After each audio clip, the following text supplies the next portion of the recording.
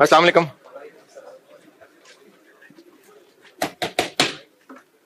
दुरूद शरीफ पढ़ लो।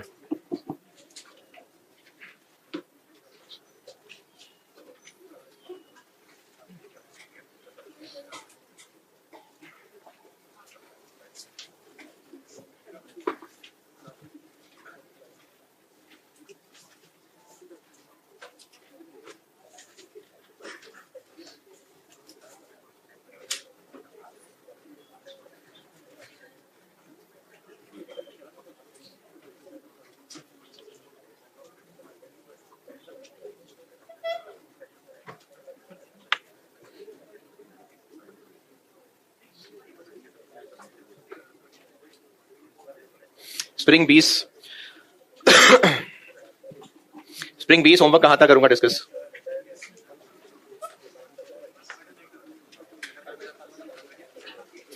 जिन्होंने किया है,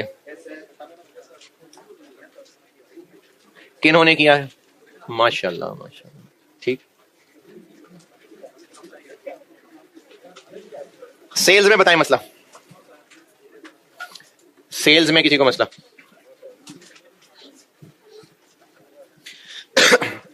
सेल्स बढ़नी है 25%, लेकिन प्रोडक्शन 25% नहीं बढ़नी। ये कैसे पता चल रहा है? ये लेबर वाले पॉइंट से पता चल रहा है कि प्रोडक्शन कैपेसिटी लिमिटेड है और हम सिर्फ लेबर से और काम करवा के चीजें बनवा लें तो बनवा लें, और वो भी मैक्सिमम 15% तक हो सकता है, बस इससे ज्यादा नहीं बढ़ सकती। तो प्रोडक्शन 15% यानी मटेरियल, लेबर, ओवरहेड 15% बढ़ेंगे, लेकिन जो सेल्स है वो 25% बढ़ेंगी। तो बाकी इजाफी चीजें कहां से आएंगी? वो इंपोर्ट होंगी। तो सेल्स के यूनिट्स में से जितने इंपोर्ट होने हैं उसमें कोई मसला। प्रोडक्शन 15% बढ़ेगी, इसलिए मटेरियल और वेरिएबल ओवरहेड्स को 15% बढ़ाया और महंगा किया। लेबर को क्यों नहीं बढ़ाया 15%? लेबर को बढ़ाया है लेकिन एक्चुअली उसको 20% बढ़ाया। उसको हमने 20% बोनस देना है तो उसके बदले में उसने 15% प्रोडक्शन ज्यादा करके देनी है। अगर हमने लेबर को 1.2 भी कर दिया और 1.15 भी कर दिया तो वो डबल इफेक्ट आ जाएगा। तो इसलिए लेबर 1.2 होगी जबकि मटेरियल और वेरिएबल ओवरहेड 1.15 होंगे। जिन्होंने किया है मटेरियल, लेबर और ओवरहेड में मसला, वेरिएबल ओवरहेड्स 0.85 क्यों होगा? नहीं, उन्होंने प्रोडक्शन 15% ज्यादा कर दी ना। लिखा है ना, increase in production can only be achieved by increasing efficiency. तो वो प्रोडक्शन इंक्रीज हो जाएगी। अगर वैसे कोई पर आर नहीं, आर्स पर यूनिट कहीं लिखे होते तो उसको हम 0.85 कर देते। हम तो प्रोडक्शन बढ़ा रहे हैं 15%। सेल्स, मटेरियल, लेबर और वेरिएबल ओवरहेड्स में मसला। फिक्स्ड ओवरहेड में यहां पर उसने आपके फाइनेंशियल अकाउंटिंग का जो टैलेंट है वो टेस्ट किया हुआ है। पुरानी डेप्रिसिएशन और कैपेक्स के बाद की डेप्रिसिएशन, ये मेजर ओवरऑल, ये कैपेक्स होगा तो इसके बाद की डेप्रिसिएशन। तो अगर आपको ये आता है तो ठीक है, नहीं आता तो दफा करें। अगर पूरी जिंदगी एफआईआर में लगा के नहीं आया तो मैं क्या करूंगा? कमीशन के अलावा और कोई सवाल? अच्छा, अगर सवाल किसी ने नहीं भी किया ना तो ये कमीशन वाला पॉइंट समझ लेना, अच्छा पॉइंट है, बहुत डिफरेंट सा पॉइंट है। नहीं भी किया तो वो पढ़ लेना। कमीशन में मसला है? नहीं, वाकई नहीं है मसला। चले बता देता हूं।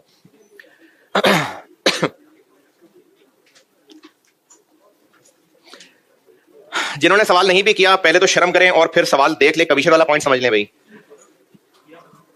2021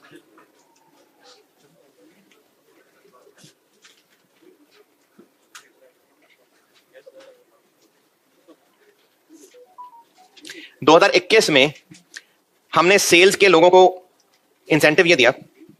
ये मैं 2021 में 0.2 पढ़ रहा हूं। In order to achieve this target sales commission would be introduced. पहले नहीं होती थी, अब है। और कमीशन के लिए उनको मुख्तलिफ स्लैब रेट्स की कमीशन दी हैं। ये जो टेबल दिया हुआ है ये पर पर्सन टारगेट है, और ये 0 से 50,000 और 50,000 से 70,000 ये यूनिट्स हैं या रुपए हैं? ये यूनिट्स हैं। लेकिन कमीशन की परसेंटेज वो अमाउंट पे लगेगी, क्योंकि उसको ताले थोड़ी कमीशन में दे देने, उसको तो रुपए देने। तो परसेंटेज रेवेन्यू की अमाउंट पे लगेगी। हाँ, कैलकुलेशन के कौन से स्लैब में फॉल करेगा ये हमें नंबर ऑफ लॉक्स की बेस पे निकालना पड़ेगा। तो हर रीजन के अलग अलग लोग हैं। ये नंबर ऑफ एम्प्लॉइज किधर है?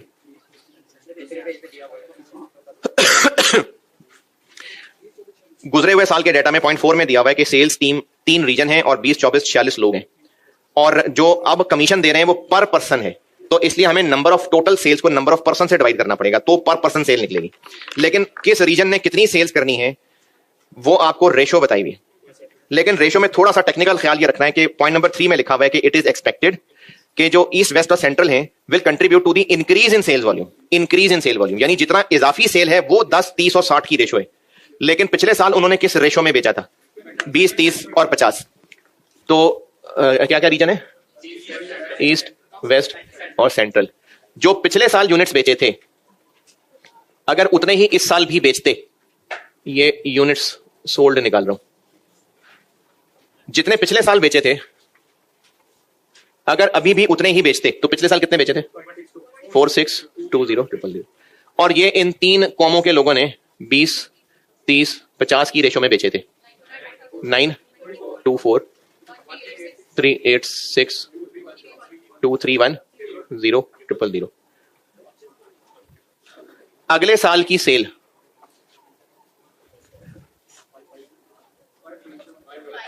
577 पिछले साल से कितनी ज्यादा? 11 55 000। ये जो इंक्रीज इन सेल है ये होगी 10 30 60 5 346 3 000। इससे निकलेंगी हर रीजन की टोटल सेल्स, उनको नंबर ऑफ बंदों से डिवाइड करेंगे तो पर बंदा सेल निकलेगी और पता चलेगा कि वो कमीशन की किस स्लैब के लिए क्वालिफाई कर रहा है।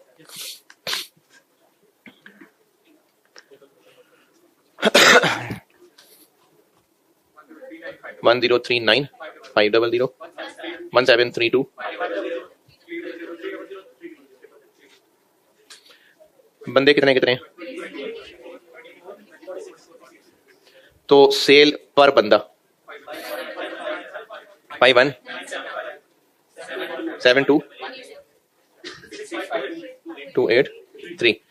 तो इससे पता चलेगा कि कौन सी कॉम के लोग कौन सी कमीशन के लिए इंटाइटल्ड हैं। तो ये पहला वाला 1.25 के लिए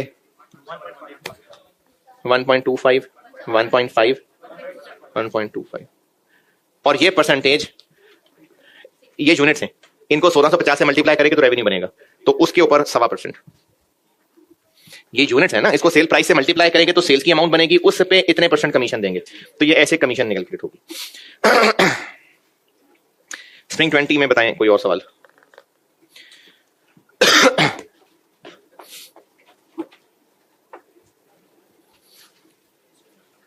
बजट इनकम स्टेटमेंट भी बहुत है,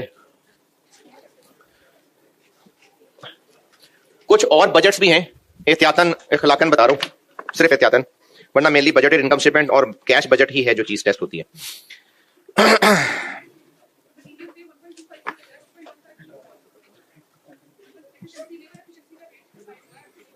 हमने प्रोडक्शन वर्कर से करवा दी है तो ज्यादा मटेरियल खरीद के लाके करेंगे क्या? हम मटेरियल कितना खरीदेंगे? जितने यूनिट्स फैक्ट्री में प्रोड्यूस होंगे, तो वो तो 15% ही और हो सकते हैं। तो मटेरियल और वेरिएबल ओवरहेड पे 15% लगेगा, बाकी लॉक हमें खरीद के बेचने पड़ेंगे। मटेरियल लाके लेबर को देना था ना, तो लेबर जब 15% से ज्यादा प्रोडक्शन नहीं बढ़ा सकते तो मटेरियल क्या करेंगे फिर? अदर बजट्स, अच्छा इसके मैं आपको रफ से फॉर्मेट्स जरूर बता देता हूं। अदर बजट्स, बिजनेस बजट क्यों बनाता है? टारगेट सेट करने के लिए, और ये टारगेट सिर्फ सीईओ को पता हो बहुत है, हर डिपार्टमेंट के लोगों को उसका रिस्पेक्टिव टारगेट दिया होगा। जैसे सेल्स की टीम को ये बताएंगे कि मटेरियल कितना लगेगा और लेबर कितनी लगेगी, नहीं, उनको सिर्फ सेल्स का टारगेट देना है। तो जो सेल्स डिपार्टमेंट का हेड होगा उसको पूरी बजटेड इनकम स्टेटमेंट और कैश बजट बना के देना जरूरी नहीं है, उसने सिर्फ सेल्स से रिलेटेड पोर्शन की कोशिश करनी है। फैक्ट्री मैनेजर को सेल्स का, के प्रोडक्शन का, फिर प्रोक्योरमेंट डिपार्टमेंट जिसने मटेरियल खरीद के देना है उसको मटेरियल का। तो बिजनेसेस अपने सब रेलेवेंट डिपार्टमेंट्स के अंदर छोटे छोटे बजट्स बना के उनके हवाले कर देते हैं। तो ये कोई लाजमी गिनती ये नहीं है, बस पॉसिबल मिसालें हैं। जैसे एक होता है सेल्स बजट, नामों से भी आइडिया होना चाहिए सेल्स बजट में क्या क्या होता होगा। सेल्स, यूनिट्स, प्राइस, बस यही होता है सेल्स बजट। यानी इसके कंटेंट्स में सेल प्राइसेस होंगी पर यूनिट, यूनिट सेल होंगी, और टोटल रेवेन्यू भी हो जाएगा अगर मल्टीप्लाई करना है तो। और अच्छा अगर बजट करना है तो इसको नहीं, कमीशन नहीं, प्रोडक्ट वाइज कर दें, हर प्रोडक्ट का अलग अलग। नहीं, एजेंट की कमीशन का सेल्स बजट से कर लो। ये तो हम सेल्स की टीम को दे रहे हैं कि इतने यूनिट तुमने बेचने हैं इस साल, हाँ, सेल्स बजट होता है कि इतने यूनिट्स और इतने रुपए के हमने टोटल सेल्स करनी है। अब उन सेल्स को करने के लिए और क्या क्या चाहिए वो बाकी चीजें।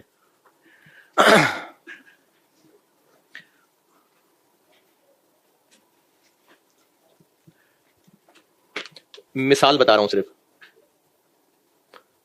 जैसे ये कोई एमएफए के काउंसलर का सवाल किया था, ओके 100 ओके 50 और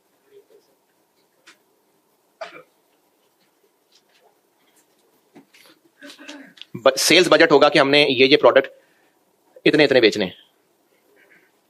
20 मिलियन ए बेचना है, 30 मिलियन बी बेचना है, और एक ए 100 रुपए का बेचना है, एक बी 40 का बेचना है, तो 2000 मिलियन और 1200 मिलियन, बस ये सेल्स बजट होगा। और अगर एक ही प्रोडक्ट है तो बस यूनिट्स और प्राइस और revenue.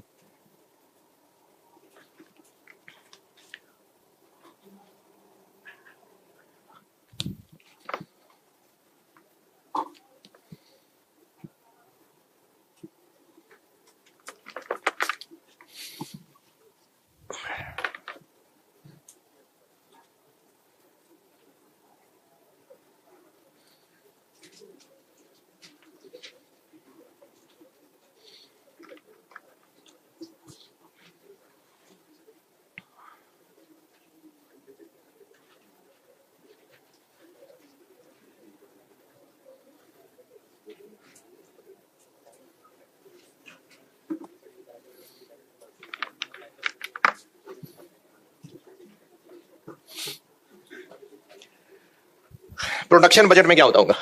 Production, cost of production नहीं, प्रोडक्शन। प्रोडक्शन, हाँ जी, क्वालिटी क्वांटिटी नहीं, इसमें बजट क्या बनाएंगे, कितना अच्छा, क्या अच्छा, मटेरियल। कॉस्ट ऑफ प्रोडक्शन नहीं, प्रोडक्शन बजट। हमें कितनी प्रोडक्शन करनी है, इसमें हमें अपनी टारगेट प्रोडक्शन दिखानी है। और मैं आपको मिसाल ही बना के दिखा देता हूं। प्रोडक्ट ए बी सी, और प्रोडक्शन है तो यूनिट्स, रुपए नहीं। हमें सेल्स कितनी करनी है, ये वो है जो सेल्स बजट है। हम इतनी सेल्स करना चाह रहे हैं, इतनी हमारे पास फिनिश गुड्स पहले से मौजूद हैं, इतनी हम प्लान कर रहे हैं कि रखेंगे, तो इतनी हमें प्रोडक्शन करनी पड़ेगी। ये प्रोडक्शन बजट है। इसमें क्वांटिटी बतानी है बस, प्रोडक्शन, कॉस्ट ऑफ प्रोडक्शन नहीं, बस production budget.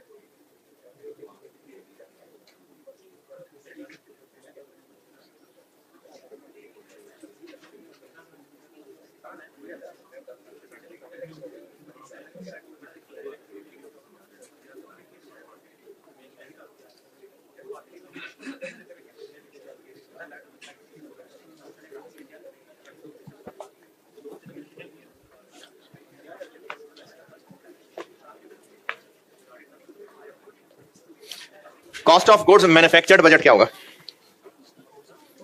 Cost of goods manufactured budget है, उसमें कॉस्ट आ जाएगी। और कॉस्ट ऑफ सेल्स बजट क्या होगा? इनकी कॉस्ट, हाँ इनकी cost, opening finish goods plus cost of goods manufactured minus है, हाँ तो इनकी कॉस्ट ही आ जाएगी। Example A B C. Cost of sales कैसे निकालते हैं? Opening finish goods, cost of goods manufactured, closing finish goods बस ये कॉस्ट ऑफ सेल्स बजट बन गया, ये कॉस्ट ऑफ सेल्स आ गई, ये cost of sales budget.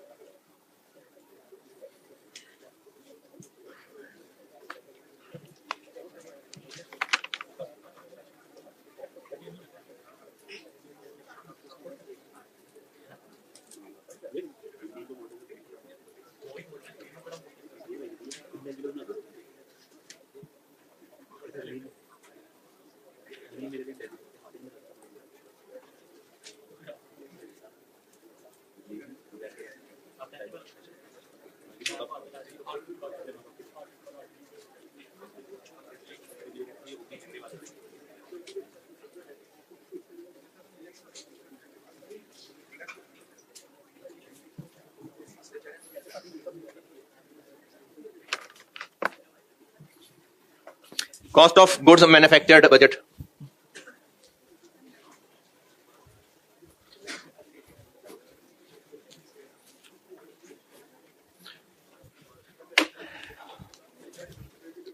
Cost of goods manufactured budget, जो जो भी कैलकुलेशन कर सकते हैं बजट साथ वर्ड लगता जाएगा। Cost of goods manufactured budget, for example ABC, direct material cost, direct labour cost, variable FOH, fixed FOH,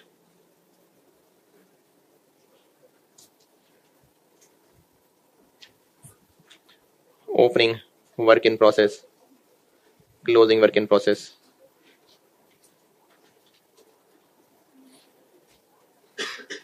cost of goods manufactured budget आ गया।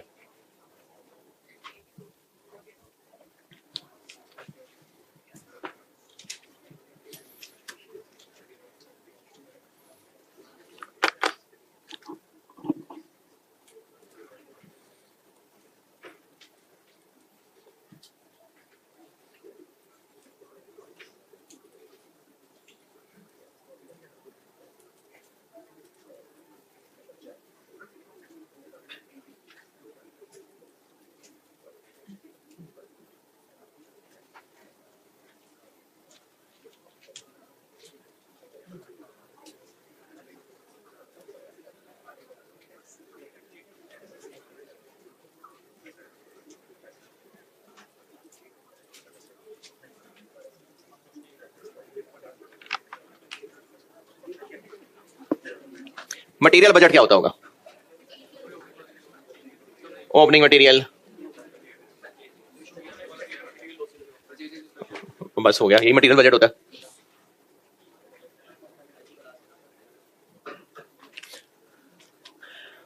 अच्छा, ये जरूरी नहीं हर दफा प्रोडक्ट वाइज ही हो, ये मटेरियल वाइज भी हो सकता है।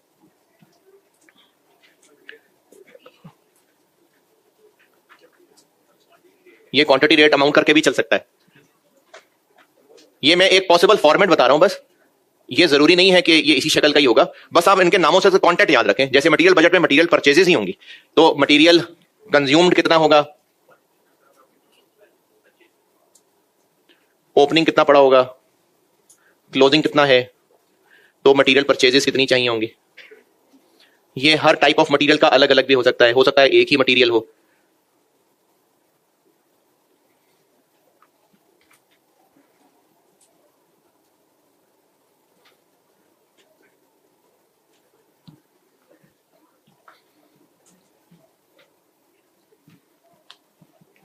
ये मटेरियल बजट है जिसमें ये बताना होगा कि मटेरियल खरीदेंगे कितना।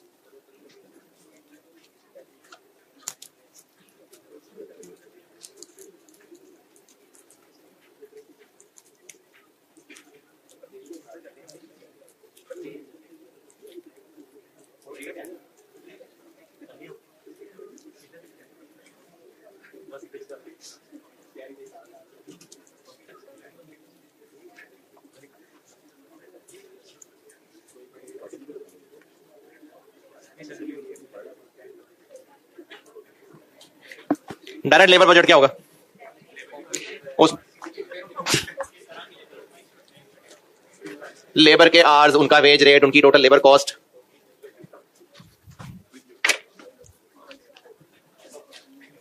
Direct labour budget.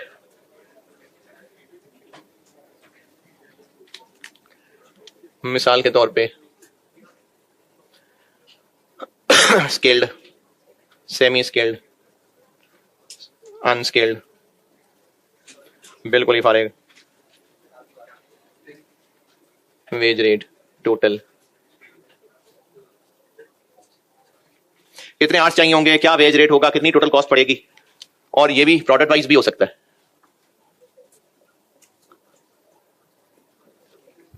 Labour budget.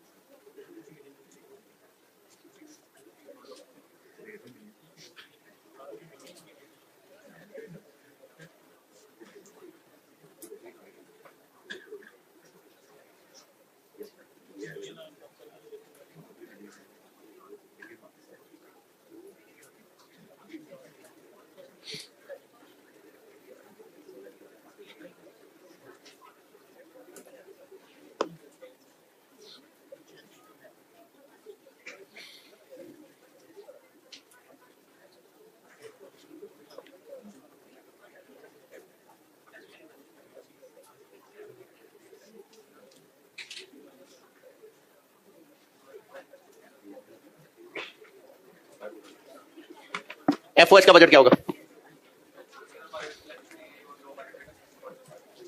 Direct expenses पढ़ने होंगे, डायरेक्ट एक्सपेंसेस।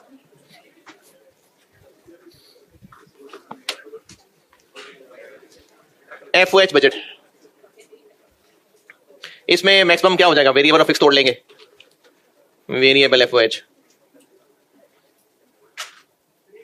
क्या जी, थक गए? रेंट, डेप्रिसिएशन, क्या हो गया?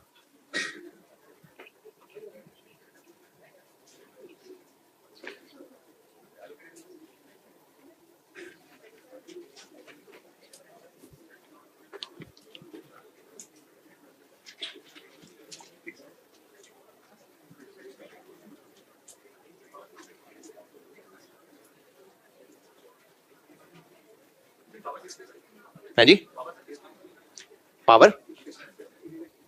अरे मिसाल लिख रहा था यार, ये ले चले मिसाल।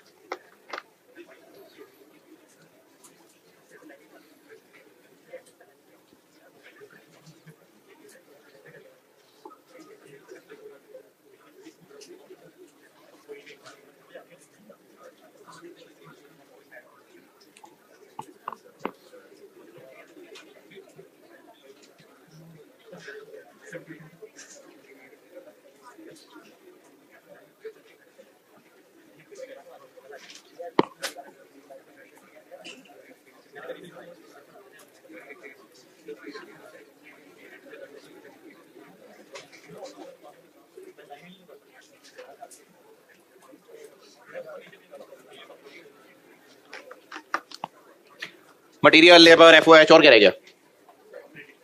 Operating expenses, operating expenses budget.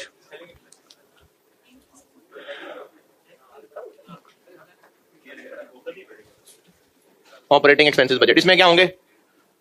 Operating expenses होंगे। उनमें भी अगर कोई तफसील किसी ने करनी है, बिजनेस की मर्जी, एडमिन अलग कर ले, डिस्ट्रीब्यूशन अलग कर ले। डिस्ट्रीब्यूशन सेलिंग, हाँ जी।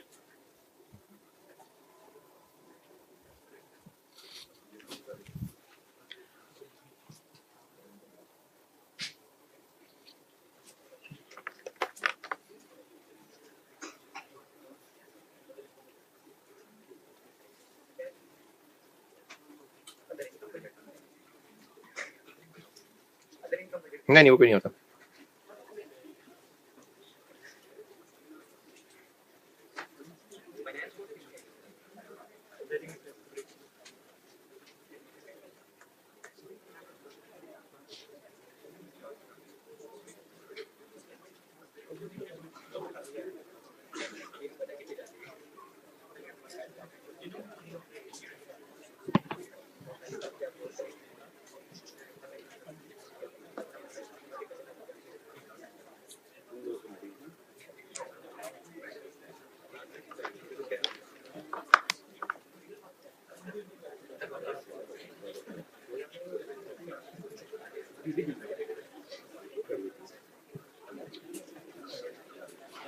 अच्छा सिर्फ जबानी जबानी देख लें, बहुत है, सवाल की शक्ल देखें और सॉल्यूशन जबानी देख लें।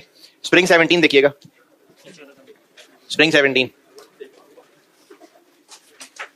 Double crown, spring 2017 double crown limited.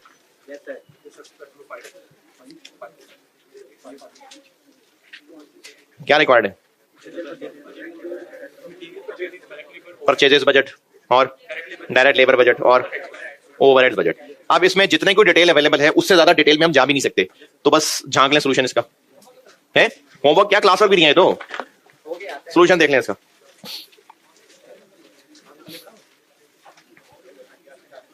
अब केजी वगैरह है ही नहीं, तो अमाउंट ही टोटल है, सिर्फ आर्स नहीं है, अमाउंट ही टोटल है, तो बस रुपीज ही है। हाँ कैलकुलेशन अगर इनकी टेस्ट हो जाए तो ये वही सारी मेहनत है जो बजटेड P&L के सवाल में कर रहे थे। ये जो सारा कुछ आपको बताया बजटेड P&L के सवाल में, ये कैलकुलेशन वर्किंग में कर रहे हैं। अब उनको बजट क्या इज्जत दे रहे होंगे बस। ये कैश बजट का सिर्फ आउटफ्लोस।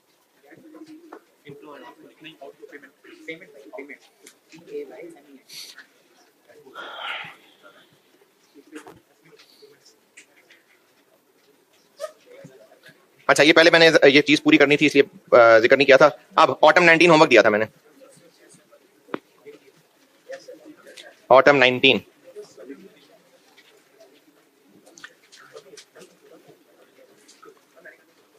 अगर किसी ने किया होता तो इसमें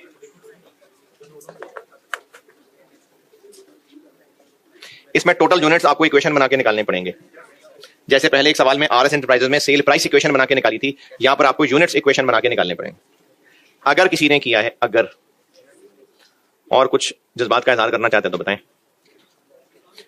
इसमें यूनिट्स आपको इक्वेशन बना के निकालने पड़ेंगे, क्योंकि पिछले साल के टोटल यूनिट्स नहीं दिए हुए, टोटल रेवेन्यू दिया हुआ और आपको प्रोडक्ट्स की रेशो दी हुई है यूनिट्स की, तो उसको आप एक्स अज्यूम कर लें और यूनिट्स इक्वेशन से निकालने पड़ेंगे। इसमें यूनिट्स वाला पॉइंट था एक, और लेबर भी अलग अलग थी, है जी। आप ना लें एवरेज, आप टोटल अलग अलग निकाल लें। ये तो पहले भी काम किया था, कुछ महीने कोई और प्राइस और कुछ महीने कोई और प्राइस। तो पहले भी एक सवाल बोर्ड पे किया था मैंने, जिसमें 3 महीने 100 रुपए था, उसके बाद 110 रुपए था, तो कुछ महीने बीच में थे इसलिए एवरेज प्राइस कर ली। अगर किसी ने ये किया है जी जी जी, मैंने एक्चुअली सिर्फ जो 1 था ना बीटा, उसको एक्स कह दिया, तो अल्फा को 4x कह दिया। आप अगर टोटल को x कहते हैं टोटल, तो फिर 4/7 और 1/7 और 2/7 करेंगे। ओ वो राउंडिंग ऑफ का फर्क होगा, नहीं 30, हाँ, और तो वैसे क्या निकले, वो खैर है राउंडिंग ऑफ है, क्योंकि 4/7 एग्जैक्ट नंबर नहीं आता ना, तो वो राउंडिंग ऑफ है, कोई मसला नहीं। ऑटम 19 किसी ने पूछना है जी।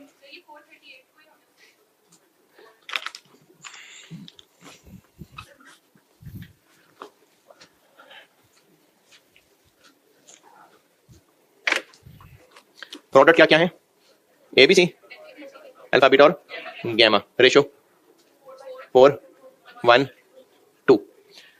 इसकी प्राइस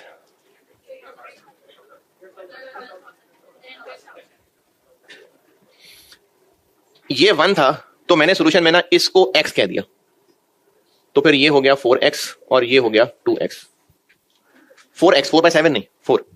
टोटल रेवेन्यू है 28 मिलियन। ए की सेल प्राइस इंटू ए के यूनिट्स, बी की सेल प्राइस इंटू बी के यूनिट्स, सी की सेल प्राइस इंटू सी के यूनिट्स। इसका जो आंसर निकलेगा ना वो बी के यूनिट्स निकलेंगे। कितना? चले 438। ये बी के हैं, अब अगर ये बी के हैं तो इसको डबल कर लें तो जी आ जाएगा, 4 कर लें तो ए आ जाएगा। बिल्कुल कर सकते हैं। अगर इसको एक्स रखें तो ये आएगा बी के, लेकिन अगर एक्स रखना है ग्रैंड टोटल को तो फिर ये हो जाएगा 28 million 8,000 into 4 by 7x, 12,000 into 1 by 7x plus 10,000 into 2 by 7x। अब जो x आएगा वो 438 नहीं आएगा, वो तीनों का ग्रैंड टोटल आएगा। अब इसको जब 4, 2 और 1 की रेशियो में, 4, 1 और 2 की रेशियो में बांटेंगे तो ये फिर से 438 ही आ जाएगा। तो मैंने जो सॉल्व पीछे किया हुआ, मैंने x b को अज्यूम किया था, आप टोटल अज्यूम कर लें, वही आंसर निकलेंगे। कहां काला के नीला? 4 by 7, 1 by 7, 2 by 7। Budgeting done, खत्म बजटिंग। इस पे जो रीसेंट अटेम्प्ट का सवाल था कैश बजट, वो हस्बे तौफीक करना हो तो कर लेना। बाकी जो 3 आए मैंने तीनों बोर्ड पे कर दिए। और अब एक कराऊंगा कल थ्योरेटिकल, कल परसों तरसों थ्योरेटिकल, फिर आप जब मिड टर्म से वापस आएंगे तो फिर न्यूमेरिकल। 2 बड़े थ्योरेटिकल, 2 बड़े न्यूमेरिकल और 2 छोटे थ्योरेटिकल रहते हैं।